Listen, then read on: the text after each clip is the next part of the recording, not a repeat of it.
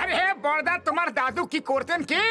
ওনার কাছে তো খুবই অদ্ভুত অদ্ভুত জিনিসপত্র ছিল ভাই। ও মোটু, সাবধানে আমার বন্ধু। আমার দাদু অ্যাডভেঞ্চার ট্রিপে করতো তো, নতুন নতুন জিনিস খুঁজে বের করা ওনার হবি ছিল ভাই।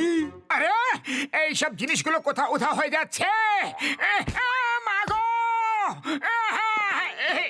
আরে উনি কোনোদিনও গুপ্তধন খুঁজে পাননি, তাই এই বাক্সতে উনি ঘুষি রেখে দিয়েছেন।